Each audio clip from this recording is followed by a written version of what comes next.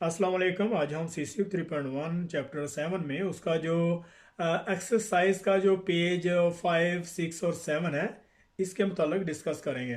Application code standard specification generally do not contain all the relevant data required for the manufacture but may refer to other applicable standard for the special element. Example of the standard that may be referenced are given below. तो application code standard में उसकी जो specification है, उसमें जो manufacturing के दौरान जो जो चीज़ें चाहिए होती हैं वो मुकम्मल तौर पर उसमें तफसील से उसमें डिस्कस नहीं की होती। जैसे पहले ये नहीं होता कि पहले मशीन लेके आओ, फिर उसका जो है वो स्विच लगाओ, फिर उसका बटन दबाओ, जो इतनी तफसील से उसमें नहीं होता। ये जनरली हिंट उसमें दिए होते हैं। But may refer to other applicable standard for special element, और उसमें जो है स्पेशल जो एलिमेंट जिसकी रिक्वायरमेंट होती है वो दिए होते हैं। Example of the standard that में रेफरेंस आर गिवन बिलो, और एग्जाम्पल के लिए उन्होंने नीचे कुछ जो है वो नीचे दिए हुए रेफरेंस उसके, जिसमें मटेरियल स्पेसिफिकेशन है। नंबर 1 में मटेरियल स्पेसिफिकेशन है, मटेरियल की स्पेसिफिकेशन को चेक करना। और नंबर 2 में वेल्डिंग कंज्यूमेबल स्पेसिफिकेशन, और वेल्डिंग कंज्यूमेबल की स्पेसिफिकेशन को चेक करना कि जो WPS में जो अप्लाइड एप्लीकेशन स्टैंडर्ड में जो मेंशन है, क्या वही हम कंज्यूमेबल इस्तेमाल कर रहे हैं। और इसके अलावा वेल्डिंग प्रोसीजर अप्रूवल है, और इसके अलावा वेल्डर अप्रूवल टेस्ट हैं। और वेल्डिंग प्रोसीजर अप्रूवल टेस्ट किस लिए किए जाते हैं, वेल्डर अप्रूवल टेस्ट क्यों किए जाते हैं। वेल्डर अप्रूवल टेस्ट जो है ये सिर्फ वेल्ड की क्वालिटी या वेल्डर की स्किल को चेक करने के लिए किए जाते हैं। और जो वेल्डिंग प्रोसीजर अप्रूवल टेस्ट है ये बेस मेटल की जो मैकेनिकल प्रॉपर्टी है उसको चेक करने के लिए किए जाते हैं। और उसके अलावा personal qualification for the entity operator, और इसके अलावा जो एंटिटी ऑपरेटर है और इसके अलावा उसकी जो क्वालिफिकेशन है उसको जो है वो चेक किया जाता है। और फिर एंटिटी मेथड्स हैं, और वेल्ड सिंबल ऑन ड्राइंग, और level of the acceptance of the welding imperfection. तो जो इसकी जो एक्सरसाइज 7 है उसमें list all the section contain with your working applicable code standard, और इसमें जितने भी एप्लीकेबल कोड स्टैंडर्ड इसमें जो मेंशन है उसमें जो है वो सेक्शन में दिए हुए लास्ट इसमें इसमें स्टडी कर चुके हैं पहले। एप्लीकेबल कोड स्टैंडर्ड में जिस चीज़ पे वर्क हो सकता है, और स्टैंडर्ड में इसका जो स्कोप है वो कौन कौन सा रिकमेंडेड है, जैसे कि इसमें स्कोप कौन कौन सा है उसमें अभी हम इस पे चेक करते हैं।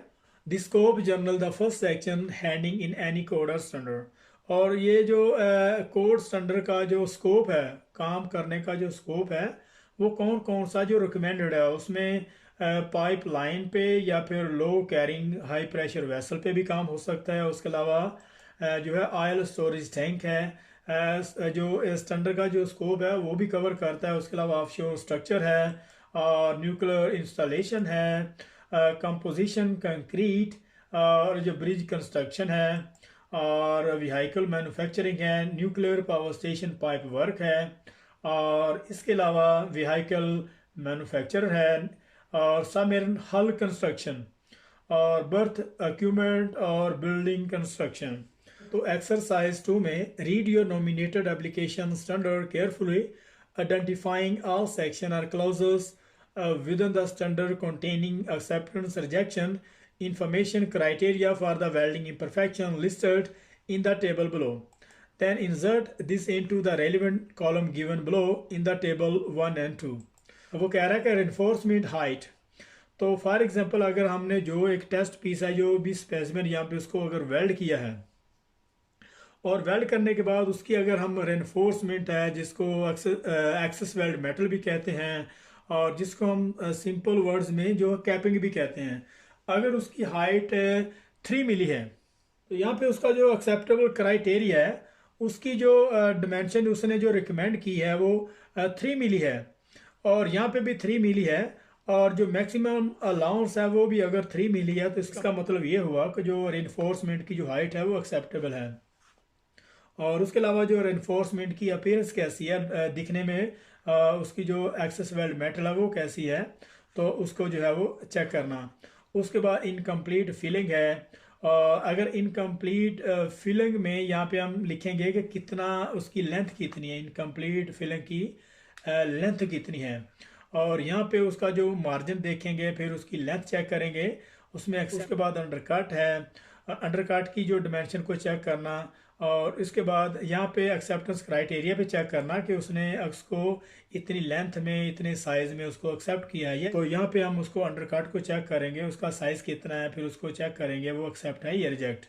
उसके बाद सरफेस परास्ती है, तो सरफर परास्ती में कोर क्लस्टर है, फाइन क्लस्टर परास्ती है, बहुत सारी क्लस्टर की परास्ती की जो फॉर्म है, तो उसको चेक करेंगे। तो यहाँ पे उसका साइज़ कितना है, उसकी लेंथ कितनी है, उसका जो कितना कंजेस्टेड है, और एप्लीकेबल स्टैंडर्ड ने उसको कितना उसको रिकमेंड किया है, कितना एक्सेप्टेबल है या रिजेक्ट।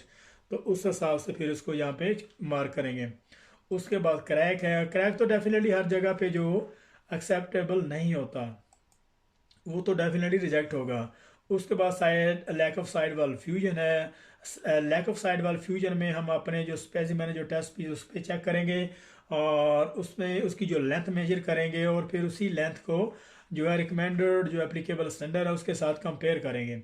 अगर तो जो स्टैंडर्ड है वहाँ पे उसको एक्सेप्ट करता है तो फिर, वरना वो रिजेक्ट होगा। उसके बाद आर्क स्ट्राइक है, और आर्क स्ट्राइक तो उसको चेक करेंगे। आर्क स्ट्राइक भी बिल्कुल जो है वो एक्सेप्ट नहीं है।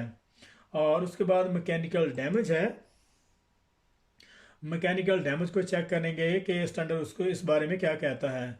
उसके बाद मिसअलाइनमेंट है, और मिसअलाइनमेंट अगर जो हमारी जो फिजिकल मिसअलाइनमेंट अगर 1.5 है, और फिर हम देखेंगे कि स्टैंडर्ड उसको कितना एक्सेप्ट करता है।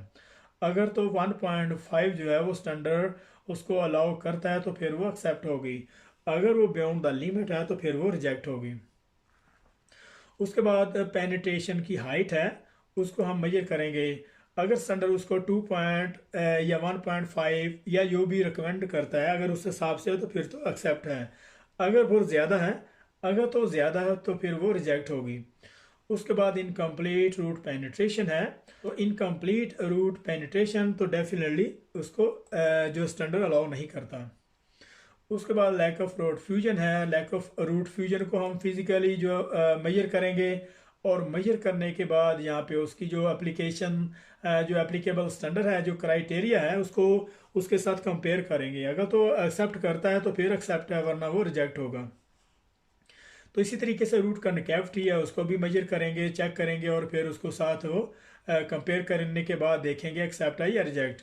उसके बाद रूट अंडर कट है, इसी तरह बर्न थ्रू है। बर्न थ्रू तो डेफिनेटली जो है वो बिल्कुल एक्सेप्ट नहीं है। तो यहाँ पे जो एक्सेप्टेंस क्राइटेरिया जो एप्लीकेशन कोड स्टैंडर्ड ने जो इन्फॉर्मेशन दी है यहाँ पे उसके साथ उसको देखते जाएंगे और फिर एक्सेप्ट या रिजेक्ट करते जाएंगे। तो इसी फिर नीचे उन्होंने नोट दिए हुए कि एग्ज़ाम में कौन कौन सी चीज़ें अलाउेबल हैं, कौन सी जो प्रैक्टिकल के लिए आप कौन सी चीज़ें जो है वो साथ ले जा सकते हैं, और कौन से जो टूल्स हैं, कौन सा इक्विपमेंट है, मोबाइल है या फिर कोई भी डिवाइस है आप अगर ले जा सकते हैं तो वो आपको वो सीसीयू वाले आपको उसको इजाज़त देंगे, वरना आप कोई भी ऐसी डिवाइस जो है वो जो अलाउ नहीं करते वो आप साथ नहीं ले जा सकते। तो यहाँ पे हमारा जो चैप्टर 7 यहाँ पे ख़त्म हो रहा है, तो मिलते हैं नेक्स्ट चैप्टर। तो यहाँ पे जो हमारा चैप्टर 7 था यहाँ पे ख़त्म हो रहा, तो मिलते हैं नेक्स्ट चैप्टर 8 में। तब तक के लिए अल्लाह हाफिज़।